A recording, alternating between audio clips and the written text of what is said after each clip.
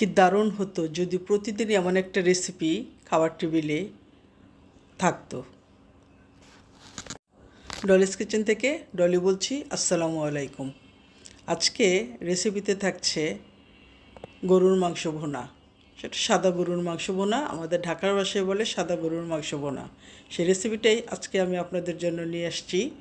এটা অনেকেরই রিকোয়েস্ট ছিল এটা রান্না করে আবার জন্য দেখানো হয়। তো প্রথমে আমি এখানে আজকে 1.5 কেজি গরুর মাংস নিয়েছি। মাংসটাকে নিয়ে আমি ভালোভাবে ধুয়ে পানি ঝরিয়ে তারপর একটা পাত্রে নিয়ে নিয়েছি। সেই সাথে আমি দিয়ে দিচ্ছি 2টা আলু।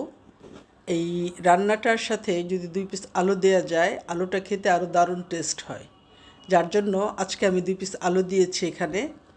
সেই সাথে দিয়ে দিচ্ছি প্রয়োজন মতো কাঁচামরিচ, পেঁয়াজ কুচি, আদা রসুনের পেস্ট। আমি আদা রসুনটা সবসময় একসাথে ব্লেন্ডার করে রাখি, যার জন্য একসাথে এইভাবে দিয়ে দিচ্ছি। অনেকে আবার প্রশ্ন থাকতে পারে, আদা রসুন বলছে কিন্তু দিচ্ছে তো শুধু আদা দেখা যাচ্ছে বা রসুন দেখা যাচ্ছে, যার জন্য বলে নেয়া। তো এখানে আমি ধনিয়ার গুঁড়া, জিরার গুঁড়া, মিক্সড মশলা, কাজু বাদাম, পেস্তা বাদাম, পোস্তদানা, তেজপাতা, দারুচিনি, লং, এলাচ, লবণ। তোমরা চাইলে এখানে টক দইও দিতে পারো, কিন্তু আমার বাসায় টক দইটা ছিল না, যার জন্য আমি দিইনি। তো সব কিছু দিয়ে একসাথে এইভাবে ভালোভাবে মেখে নেব। এবং কাঁচা মাংসটা মশলা দিয়ে যখন এইভাবে মাখা হবে না, দারুণ একটা স্মেল বের হবে। এটাকে আমি একটু সময় নিয়ে মেখে নিচ্ছি। যত সময় নিয়ে আপনি ভালোভাবে মেখে নিতে পারবেন, প্রত্যেকটা মাংসের গায়ে মশলাগুলো মেখে লাগিয়ে নিতে পারবেন, ইনশাআল্লাহ তত এইটা সুস্বাদু হবে এবং খেতে ভালো হবে।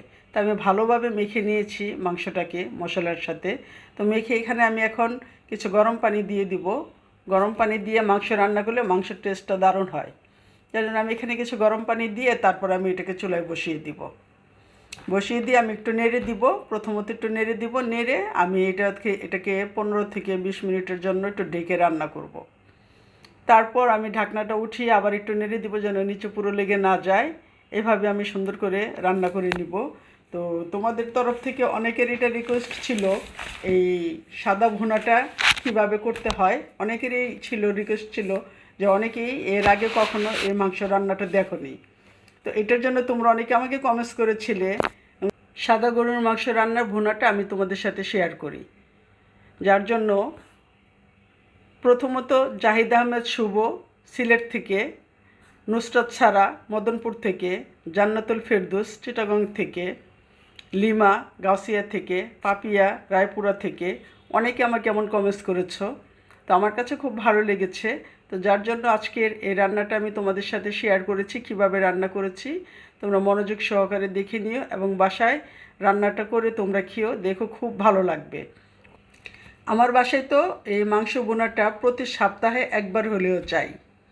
প্রতি সপ্তাহে আমি একবার অন্তত মাংসটা রান্না করি। এটা আমার বাসায় এত পছন্দনীয় একটা খাবার।